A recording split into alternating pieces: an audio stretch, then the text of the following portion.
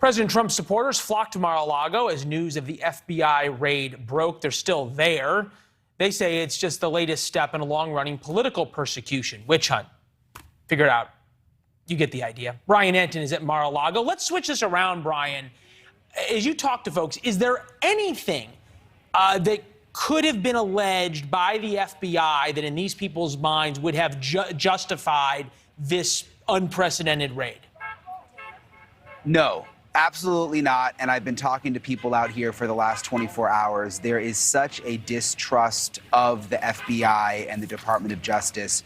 No matter what they say now, no matter what they say when they release more information, it's really not going to matter for most of the diehard former President Trump supporters who are here, because they believe that it is all just rubbish. It's pretty quiet now, but it's been pretty crazy out here all day long. The police came through and moved everybody out because people were illegally parked, and this area outside Mar-a-Lago really isn't designed for crowds. But we asked people the very question you just brought up. Take a listen to what some of the Trump supporters told us. Do you think there's anything that President Trump could have done that would justify a search warrant like this? I don't believe so. I don't know. Nothing has really come out. It's been very bogus and very kind of muddy.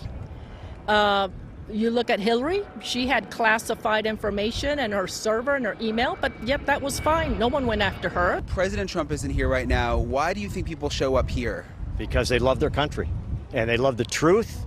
There's a Trump truck going by right now. A lot more support coming in, it seems like. I mean, for you and others, do you think there's anything that could have justified this? I mean, is it possible there's just something you don't know that the government knows? No, there's nothing except harassment for the American people. They do not like what Donald Trump represented and what he was doing for America. Is there anything that Trump could have done, you think, to justify the search warrant? I don't. What about all the things they said he did and he never did? I mean, they just waste time and money just trying to discredit this man. And he still draws crowds all over the country. A lot of people bring up previous investigations that led to nothing. A lot of people also bringing up Hillary Clinton and Hunter Biden and saying, what about them? Leland? Yeah, I'm almost thinking of something the president Trump said, even before he was president, when involved or accused of other scandals. We have that soundbite. Take a listen. My people are so smart. And you know what else they say about my people? The polls. They say, I have the most loyal people. Did you ever see that? Where I could stand in the middle of Fifth Avenue and shoot somebody and I wouldn't lose any voters, okay? It's like incredible. That is proving out today. Oh, absolutely. There's no question in terms of the loyalty. I mean, it's real. People say that they will not believe anything that comes out of the DOJ and that they're 100% loyal to the former president. For sure, and we have seen it continue, and even people who are Trump skeptics within the Republican Party have come out in support of him. Ron DeSantis, Glenn Youngkin, the list goes on. Brian Entin in Mar-a-Lago. Brian, thank you. Robbie Suave is here, senior editor at Reason, co-host of Rising, and our partners at Hill TV. Robbie, you've got that side of the Republican Party that we just heard from Brian Entin. Then you have Tim Scott, Republican Senator of South Carolina today. Take a listen.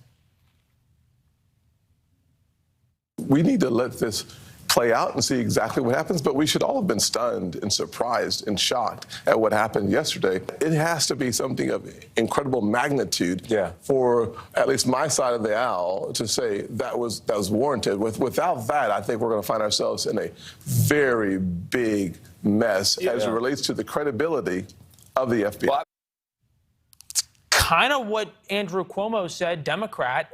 There is this big schism in the Republican Party. Are there people in the Republican Party who secretly hope that this really takes President Trump down?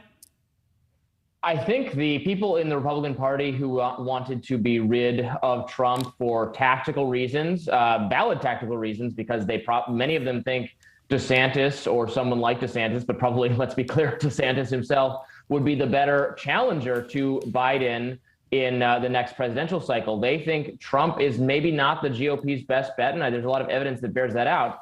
But I think those people would rather have Trump not in the news, because it is true that there's been a lot of investigating and, what is law enforcement doing, and everything that keeps Trump in the news.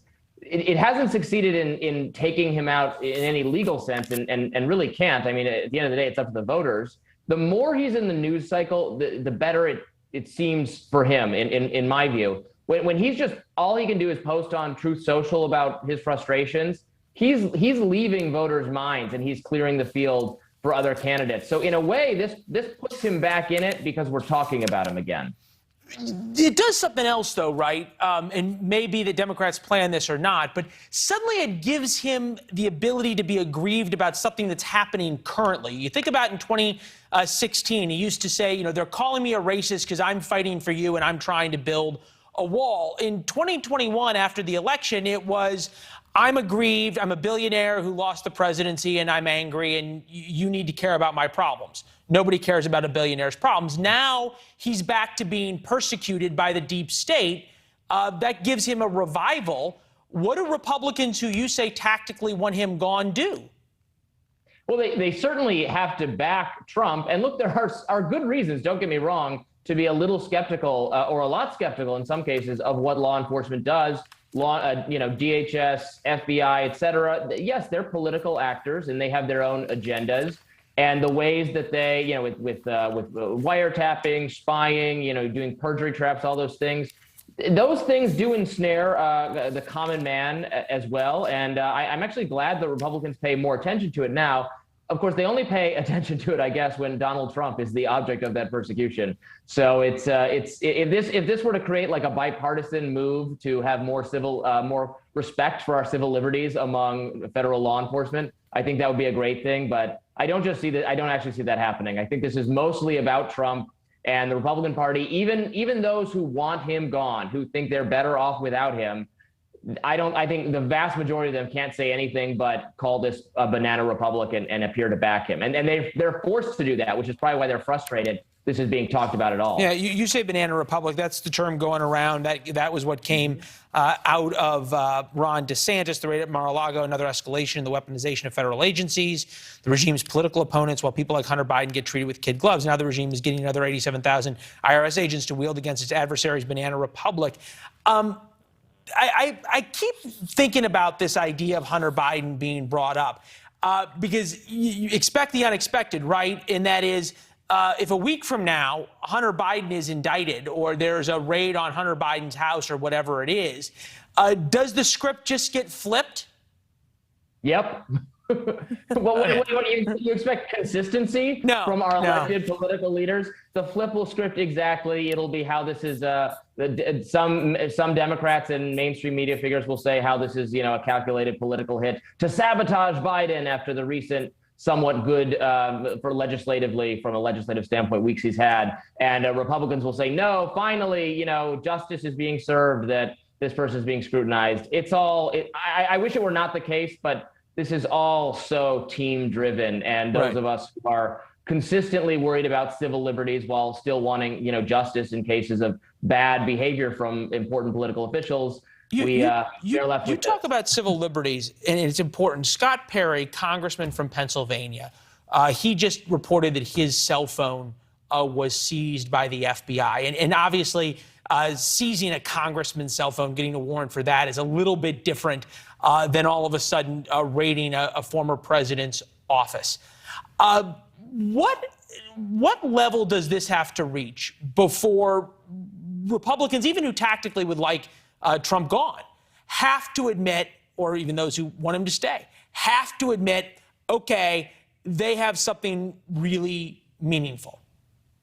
Well, people only have to admit that once they're actually shown that evidence, right? And we absolutely are entitled, we the American people are entitled to full transparency from law enforcement. If they have something bad, if they have evidence of criminal behavior, I would never be surprised to learn a public official was engaged in criminal behavior, right? Well, that is not surprising. Show us the evidence if you have it.